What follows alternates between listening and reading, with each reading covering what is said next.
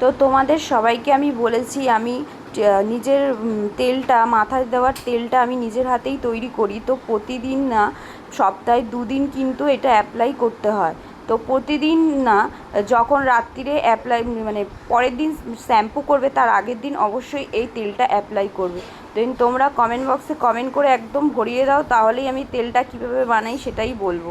তো দেখো আমার মাথার নিচের চুলটা দেখতে পাচ্ছ গ্রোথ হয়েছে, এটা কিন্তু নতুন চুল গ্রোথ হয়েছে। দেখো আমাদের প্রতিদিন কিন্তু সবার 100টা করে চুল পড়বেই, এটা কমন ব্যাপার। কিন্তু তার মধ্যে যদি চুল না গজায় তাহলে কিন্তু সেটা কিন্তু ভয়ের ব্যাপার। চুল আমাদের পড়বেই, কিন্তু তার মধ্যে চুল গজাতে হবে, চুল না গজালেই মানে অসুবিধা হবে। তো তোমরা জিজ্ঞাসা করলেই আমি বলবো, আমি কিন্তু এইগুলোই ব্যবহার করি ঘরের জিনিস। দেন দেখছো তোমরা যে কাচের জিনিসটাই আমি ঢেলে রেখেছিলাম, ভালো থাকে। তো বাড়িতে চলো কি কি রান্না হয়েছিল বলেছিলাম দেখাবো। তো এখানে মাংসটা আমি বাড়িতে গিয়ে দেখি ফুটছে। তো এইদিকে হয়েছে উচ্ছে আলু সিদ্ধ, আর এদিকে হয়েছে চিংড়ি মাছ দিয়ে ডাঁটা দিয়ে একটা আলু দিয়ে তরকারি।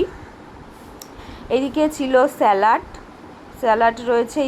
এইদিকে রয়েছে সর্ষে দিয়ে ভোলা মাছের একটা ঝাল, সর্ষে পোস্ত দিয়ে। এদিকে রয়েছে পাঁপড়, চাটনিটা এখনও হয়নি, তো চাটনিটা দেখাতে পারিনি। এইদিকে রয়েছে ভাত, তো দেখেছো।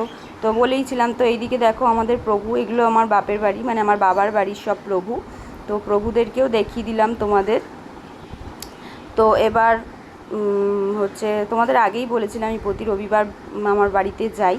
তো দেন ঠাকুরগুলোও দেখিয়ে দিলাম। তো এবার রাত্রিরে একটু খাওয়া দাওয়া হয়েছিল। তো রাত্রিরে খাওয়া দাওয়ায় কী করেছিলাম দেখো, হচ্ছে ঝালমুড়ি বানিয়েছিলাম। এখানে হচ্ছে আলু পেঁয়াজ হচ্ছে তারপরে ধনে পাতা সব কুচিয়ে যত রকমের পেরেছি, হচ্ছে চানাচুর, ঝুরি ভাজা, ঝাল চানাচুর সব কিছু দিয়ে মেখেছিলাম। তো আজকে দুপুরের লাঞ্চে কী নিয়ে নিয়েছি দেখো, বিরিয়ানি। কালকের বিরিয়ানিটা আমার খাওয়া হয়নি।